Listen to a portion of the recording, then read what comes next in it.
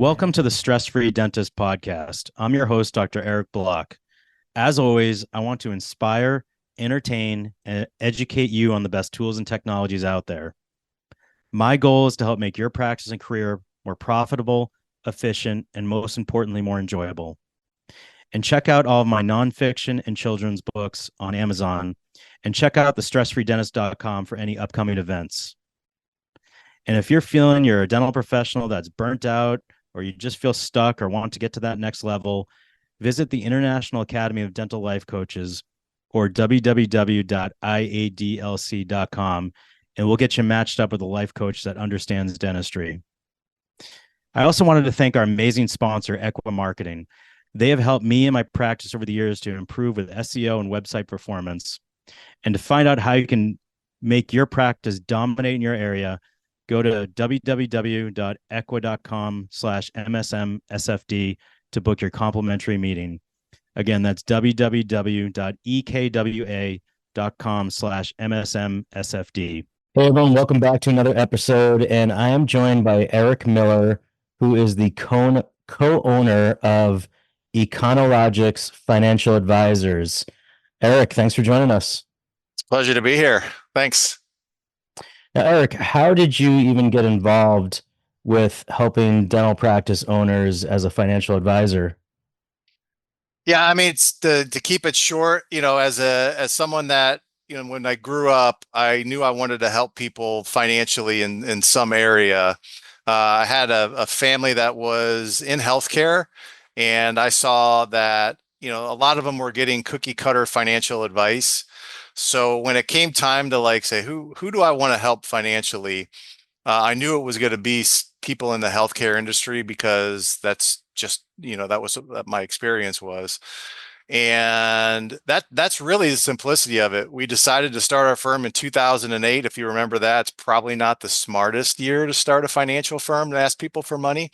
But we did. And, we started with physical therapists, and then we started working with veterinarians. And then, of course, that went into to working with dentists as well. So don't work with anyone else besides people that are in the healthcare industry. That is the niche that we have. Gotcha. And what are you seeing out there that are reasons that dentists are not financially sound?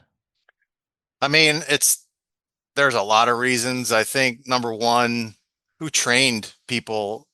Who trains you on how to be financially sound? You didn't learn that in dental school. If you wanted to learn personal finances, you had to either learn it from School of Hard Knocks or a parent or someone like that. So I think that's probably a primary reason why a lot of dentists are what I would consider financially unsound. Yeah, I mean, there's rules to this game, and if you don't know those rules, you're going to get bit, and that's going to have a pretty big impact on the bottom line. It's going to prevent you from, building retirement. There are rules to the game, and first off, you got to realize it is a game, and then you got to know who are the enemies of the game. Who are my opponents, and what am I trying to get to? These are all questions that we see a lot of dentists, like when I ask them that question, they don't really know the answer to. And what's an easy way to kind of break down financial planning? If you had to break it down into like 3 or 4 easy steps, what would those be? Yeah, to me, it's really simple. It's like we created like a triangle because I'm a very visual person. I like to break down things simply so people can make sense of it. There's 3 things that I think that you have to be good at, either as like an associate dentist or if you own a practice. 3 things that you have to be good at if you want to win the game of money. Number one, you have to know how to acquire money. Now, it sounds pretty simple, but I think, people are always like, well, I got to make money. I got to make money. I was like, you don't have to make money. You got to learn how to acquire it. I think the last stat that I saw in the dental industry, there was over $100 billion that is being directed into this industry.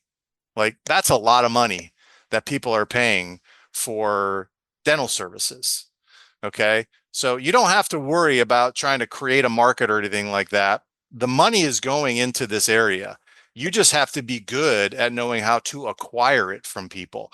And that's, you have to be good at marketing, promotion. You got to know how to sell and you got to deliver. And if you can do those things, then you will acquire money. The second skill that I think most people have the biggest, I don't know, the biggest issue with is controlling money. So money comes in, that's one thing, great. And I don't think most dentists that I've ever worked with, they don't have a problem like getting money in the door, but they have a big problem with where it goes. And, the control of money is paramount. Like when a dollar comes into your organization, you need to know where it's going. And if you don't, it's just going to go everywhere. So I would say financial mismanagement, the control of money. And then the last skill is how do I expand my money? So I acquired it, I know how to control it, and now how do I expand it? And really and truly, if you could do those three things, you should never have a problem with money.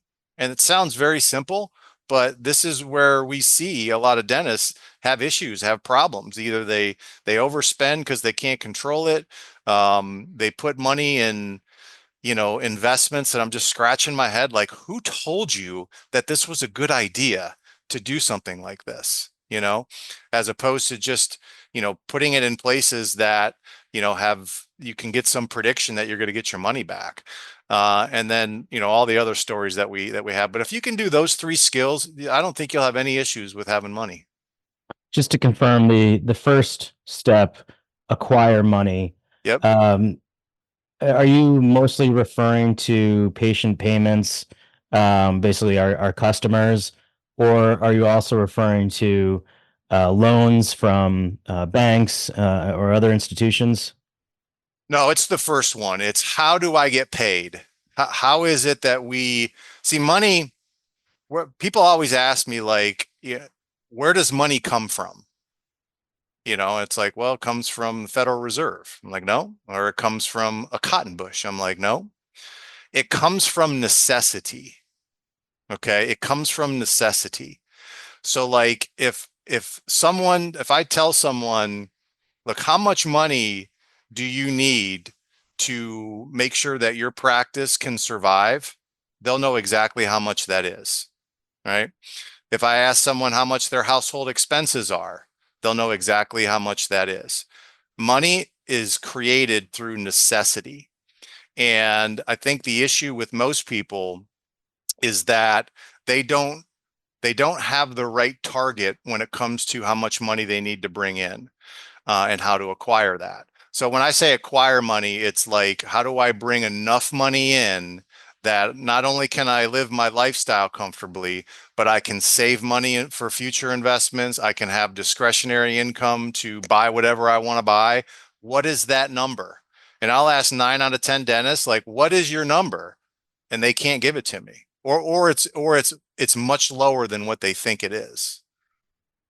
And sticking with the first step, acquiring money, Yep. uh, essentially we're selling our services, our dentistry, um, in return for payment from patients. But like you said, we need to do marketing, promotion, know how to sell. I think that's a Yeah. big um, issue with dentists, and then also to be able to deliver. I think, we work so hard on the last part on how to hone our clinical skills and actually deliver the treatment, but we don't focus on so much the marketing and for sure the selling, or some dentists don't like to use that word, Nope. the educating of patients to move forward and accept treatment. That's it. um, I think that is an often overlooked skill. I'll tell you how overlooked it is. If you ask any dentist what their biggest expense is, what do you think they would say? Like if I asked you your biggest expense in your practice, most people would probably say what? Payroll?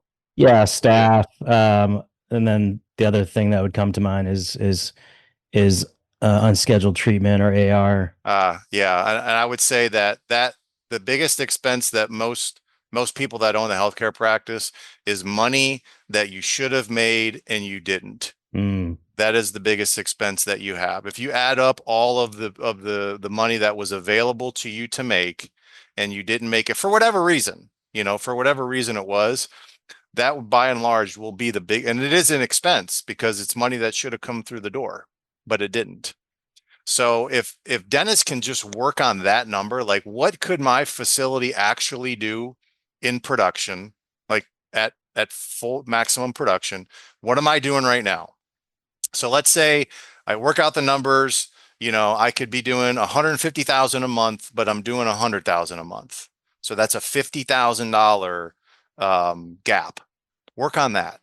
And if you close that gap, I promise your money problems are going to go away pretty quickly because of that. If I'm reading between the lines, we're trying to create this opportunity through getting patients in the door. And then once they are in the door, create that opportunity for educating them on the treatment that they need and get them to sign up for treatment and move forward with treatment. Am I right? Yeah, I mean, it's like any other profession. You got to have a lot of belief and confidence that what you're doing is the right thing for that person, and then convince them that they need to give you the money for this particular treatment. And I don't know why selling ever got a dirty word, because everybody does it every single day in some way, shape, or form. But I think the dentists that I've seen that don't have a back off on asking people for money seem to do pretty well. And the people that are reserved about that, they seem to always struggle with that. Yeah, and I put it like this, selling can mean many different things, but ultimately we need to educate and motivate our patients to move forward with treatment. Yeah. And for me, that's how I break things down in lay terms. Like I'm talking to my 8-year-old son, and I'll tell them, Judy, I'm not going to say you have a distal buccal crason and an old amalgam filling that needs a full coverage zirconia restoration. I'm going to say, Judy, you have an enormous filling on a tooth that you've had since you were 6 years old. It's leaking. It's getting cavity. We need to protect it with a crown, and just say it like that. And that's a way of selling. Um, That's a great way to do it. And that to me, you'll have a pretty high acceptance rate if you can speak like that to people. So the second thing you mentioned, second step, Yep. is the control of money. So we've acquired the money, the control of money, Yeah. and managing the money. What are mistakes that dentists are making that you're seeing? Yeah, I think the biggest mistake is when a dollar comes into the organization, where does it go? Where does it go? And for a lot of people at the end of the month always kind of wonder. I don't see this too much in dental offices, but to some degree, like, where's my leftover money? Where's my profit? Where does that go? And I think the most successful action that I've seen people that have solvent practices that have plenty of cash and are paying themselves correctly is that they've incorporated their profits and they treat them like an expense. Now, when I say they treat it like an expense, like when a dollar comes into the organization, they take the first, boom, 10%, and that goes into what we'll call a personal account for them. Okay. Boom, they take the next 5% that goes into a tax account. They take the next 5% that goes into a business savings account. They take the next 5%, it goes into a business expansion or development account, something like that. But what that does, and then the rest they operate with, they operate they pay their staff, they pay everything else based upon that. Now, what did we just do right there? Well, we made the profit appear like an expense, because any other expense that you have, what happens? The money comes in that goes out to that expense. You have to do the same thing with the profits. The days of just hoping that you're going to see, $25,000 sitting in your checking account at the end of the month. You can do that for a while, but at some point in time, the natural laws of money take over, and an organization will try to spend every flippin' dollar that it makes and then some. Mhm. So you have to make sure that your profits are treated like an expense, and that's part of what your make break number would consist of in doing that. And that's what I mean by control, is that you're putting that in. Gotcha. And let's go to number three, Yep. and all about expanding, whether it's, expanding your practice, the value of your practice. Tell me a little bit about what you recommend there. Yeah, I mean, I think everyone has the idea that I don't want to work in the practice forever. I'm not going to be able to treat forever. I'm going to have to at some point in time either hire associates to help do some of the work for me, and at the same time, I got to make sure that this practice is not my only income source because if or I'm depending upon the sale of it as my sole retirement fund. So when I talk about expanding the money, I mean, not only do you have to reinvest back into the business to try to make it expand, because you just can't go sideways. You're either going to go up or you're going to go down. And that's a dangerous way to operate, to think that I'm going to go sideways forever. And then, you have to incorporate taking a percentage of the revenue of the practice out and uh, using that money to create other income sources for the benefit of the household. And that's what I'm talking about as far as like expanding the money that you're making so that you have, I don't want to call it necessarily passive income because that's kind of a buzzword, which is, sounds great, but certainly having other income sources that are outside of just what you're getting from the practice. And when is the right time to expand a practice? Oh, expand a practice? Well, I think the first thing you'd have to look at is what is your production look like? So, I've seen a lot of people that have tried, they're having a problem with money in their existing practice. And they're like, oh, I just have to go start another practice somewhere and that will solve all my money problems. I'm like, no, that's just going to spill over all the reasons why you're not profitable right now into another location. So the right time to expand to me is when, you're pretty much at capacity as a practitioner, where you've shown that you can control money, you have money in business savings, you have profits, you have because anytime you expand like that, it's going to cost you something. There's going to be an expense, there's going to be, a number of things that could happen. So I would make sure that the marketing, getting of new patients, you have a pretty good marketing system and you have a good hiring system. So that because anytime you expand, what do you have to do? You're gonna have to bring new people in, and you're gonna have to be able to onboard people that can do the job. So if all those things are in play, and then you should definitely expand. But if you're having problems with cash flow, if your practice is only at like 40 or 50% of its capacity, fix that problem first before you start looking at, other expansion opportunities. Do you find that's a mistake that dentists make? Is they try to, whether it's expand their single location too early, or they're trying to open up that second or third location too early? Yeah, I think so. I think, and everybody wants to, and I get it. And I kind of admire it because I love the idea that you expand, but you have to do it a controlled expansion to some degree. Because again, if you try to expand too quickly, it's going to put, I mean, this is the stress-free dental podcast. It's going to put an awful lot of stress on Mhm. you to try to expand when you're not in the right condition. So, again, if you're pretty much maxed out. You don't have to be at 100%, but if you're getting pretty close to that, I'd say 85 to 90% of your patient load, and you're just like, okay, I mean, there's only so many bricks a bricklayer can lay in a day, okay, and how efficient that you can get. So if you're pretty much maxed out, if you've been able to, um, keep profits and you have reserves in the business, so that tells me that you're good at controlling money. And I would say that you've built some systems up so that when you bring somebody else on or you go to another location, that you have a marketing machine that can bring in new patients, then you're probably, a good candidate to start looking to expand. And does the same go for when you're trying to sell and reach that maximum value?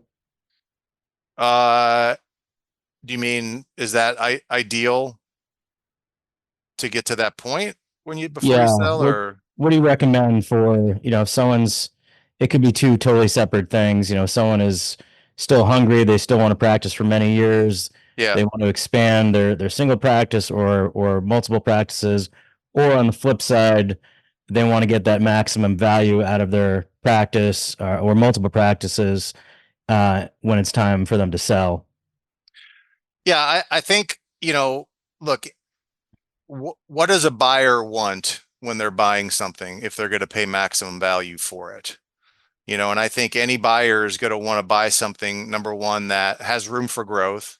They're going to want something that where all the production isn't necessarily just on one person.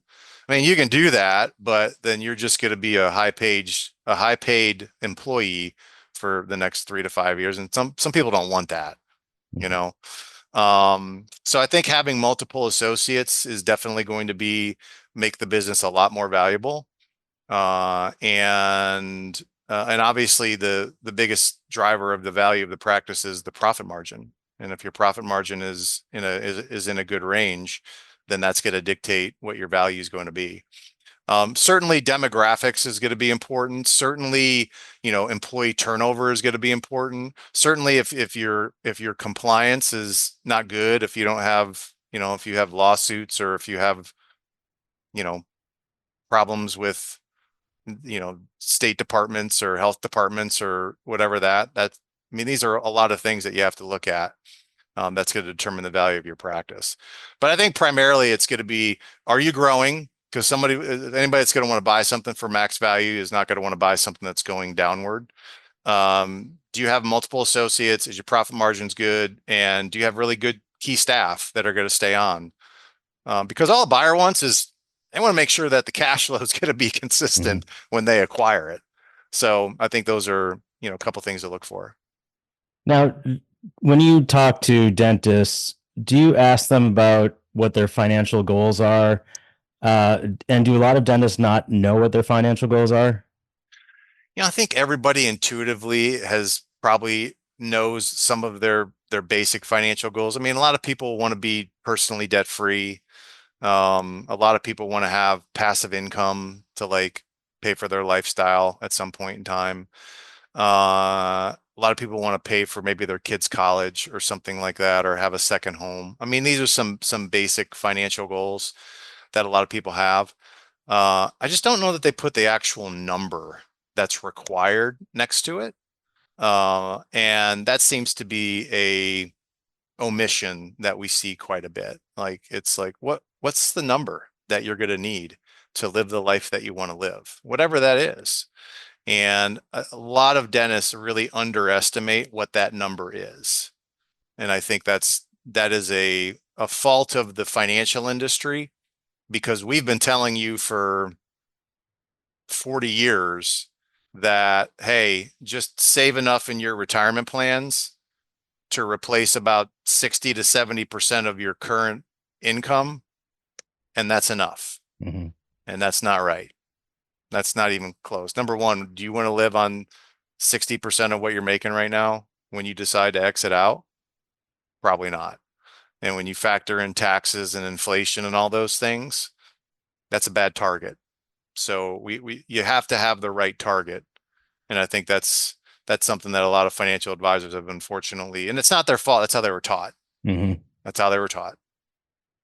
Yeah, and I guess everyone's, like you mentioned, their definition of what their goals are, what their financial freedom are, is different. For me personally, I have goals. My kids are 9 and 11, and Yep. I have, my family goals, practice goals. Of course, there's that looming college tuition, which is really kind of scary to think about. But personally, I feel like my financial freedom would be the choice to work or not work. If I could have that choice of just saying, I'm all set, I'm good. To Yep. me, that would be the financial freedom. I That's still not, want to work and I still love it, and I'll, I think I'll do something, you know, until I die. I'll eventually retire from clinical dentistry, but I'll always be doing something. and you But should, and yeah. you should. And I would say that financial freedom as a definition really isn't, it isn't a number. It is, like you said, it's a condition. And I guess I would sum it up as like it's a condition where you have an abundance of income coming in from multiple sources, where you're free of bad debt, not necessarily all debt, but bad debt. Your practice is viable, profitable, and transferable. Your assets are protected from taxes, inflation, and lawsuits, and then you have time to pursue whatever other, endeavors that you want to pursue. To me, that's what we should be shooting for. Yeah, that's great. All right, let's wrap up with two final questions. And the first question would be, how do we find out more about what you're up to? You can leave phone numbers, websites, emails. And then the second question would be, what advice would you give to the young dental professionals out there? Well, what advice I would give the young dental professionals is get really good at your skill, get competent at what you do, and put in a lot of hours to get good at being competent. Um, I know some people ownership isn't in the cards for them, and that's okay. But I would tell them that you have to, if you find, you will always have a job, you will always be very, very highly paid if you are competent. And being competent just isn't like being skilled at the dental part of it. It's I'm really good at communicating with other people. I'm very good at getting agreement with other people. I'm very good at working as a team member as well. Like these are other things that I would get good at. Okay. Because, look, no one wants to work for or work next to somebody that they don't like. So, try to get along with other people. It's okay. And then I would say the way they get a hold of us, they can go to econologics.com. That's just econologics.com. And that's probably the easiest way to connect with us. They can schedule an intro call. We have, downloads and a lot of material on our website that is specific for healthcare owners. All right, Eric Miller, great stuff. Eric Miller is the co-owner of Econologics Financial Advisors. Thanks so much for joining us.